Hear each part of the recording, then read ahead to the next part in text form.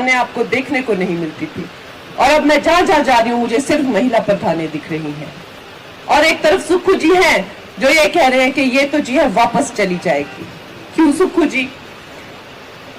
मैं उनसे ये पूछना चाहती हूं कि विक्रमादित्य के परिवार से जो है 6 बार चीफ मिनिस्टर रह चुके हैं, 8 बार मेंबर ऑफ पार्लियामेंट, 8 बार, मतलब 40 साल से ज्यादा अरसा, मतलब कि जब मैं पैदा भी नहीं हुई थी, मतलब जब मेरे मम्मी पापा की शादी भी नहीं हुई थी, तब से मेंबर ऑफ पार्लियामेंट रह रहे हैं।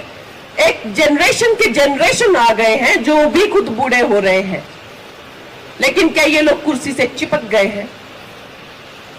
उनकी माता जो है वो प्रदेश अध्यक्ष है, खुद एमपी है, बेटे जो है वो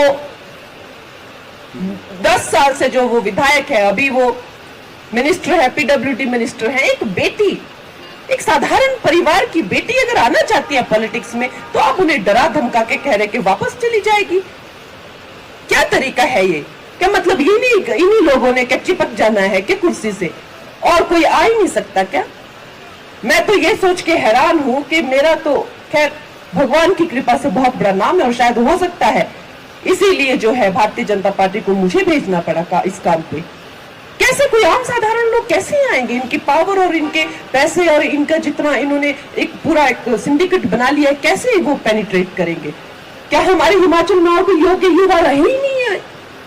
ये परिवार चिपक ही गया है क्या कुर्सी से? अरे सुक्खू जी, आपको भी नैतिकता के अधिकार पे कह देना चाहिए कि भाई छोड़ दो, आप और भी बच्चों को आने दो। आपको कहना चाहिए था, आपने नहीं कहा, और आप मुझे उल्टा कह रहे हैं कि तुम नहीं कर सकती यहां पे राजनीति। ये महिला विरोधी सोच जो है वो कांग्रेस के पतन का कारण है, ये महिला विरोधी सोच।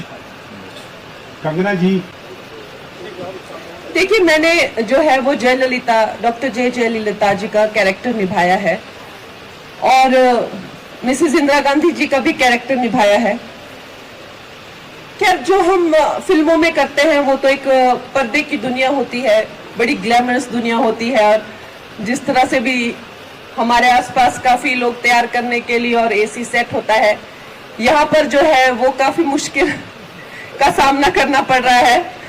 और अब काफी उनके, पहले तो इतना नहीं समझ आ रहा था कि कितना मुश्किल ये काम होगा, लेकिन अब जो है मुश्किल और चुनौतियों का जब सामना करना पड़ रहा है तो समझ आ रहा है कि देखिए, एक महिला के लिए ये पुरुष प्रधान समाज में जो है वो आगे आना, अपना नाम बनाना, और उन स्थितियों में जैसे आपने देखा डॉक्टर जयललिता के साथ में क्या क्या हुआ, उन स्थितियों में जो है डटे रहना ये कोई छोटी बात नहीं है। तो डेफिनेटली एक उनके प्रति एक सम्मान और ज्यादा बढ़ गया है।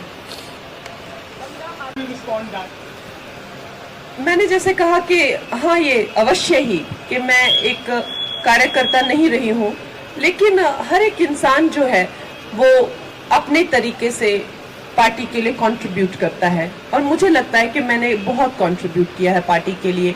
फिल्म इंडस्ट्री में अगर एक सनातन का झंडा किसी ने लहराया है, और लहराते ही रही हूँ अब तक, मेरे लगभग 30-40 करोड़ से ज्यादा ब्रांड्स ने मुझे ओवरनाइट ड्रॉप कर दिया था, और मुझे कहा था कि आप जो हैं वो कोई पार्टी का फेवर मत कीजिए, और ये जो खासकर आंदोलन हो रहे हैं, चाहे सीए के अगेंस्ट या फार्मर्स प्रोटेस्ट, इनमें आपने जो भी बोला है वापस लीजिए।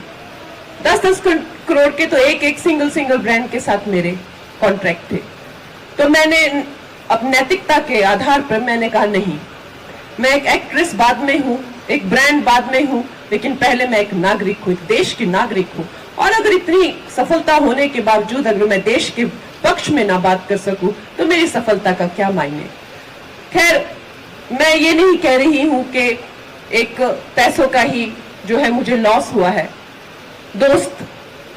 सब दोस्त आप जानते हैं कि फिल्म इंडस्ट्री में एक तरह से जिस तरह की सोच है, पाकिस्तान प्रेमी सोच है, वहां पे जिस तरह की फिल्में बनती हैं, और हमेशा मुझे जो है अकेले रहना पड़ा, साइडलाइन हो गई, मैं पूरी तरह से आइसोलेटेड हो गई। खुद मैंने अपनी फिल्में बनाना शुरू की खुद, लेकिन कभी भी अपने वैल्यू सिस्टम पे कॉम्प्रोमाइज नहीं किया, कभी भी अपने राष्ट्रवादी सोच पे कॉम्प्रोमाइज नहीं किया। देश के हित में बोलना नहीं छोड़ा। मैं डटी रही, यहां तक कि जब मैंने अपनी फिल्म इमरजेंसी बनाई, मुझे अपना घर, अपनी जमीन, अपने गहने जो है वो गिरवी रखने पड़े, किसी ने मेरा साथ नहीं दिया। लेकिन मैंने कभी इन चीजों के जो है वो ये नहीं कहा कि सिर्फ एक राष्ट्रवादी सरकार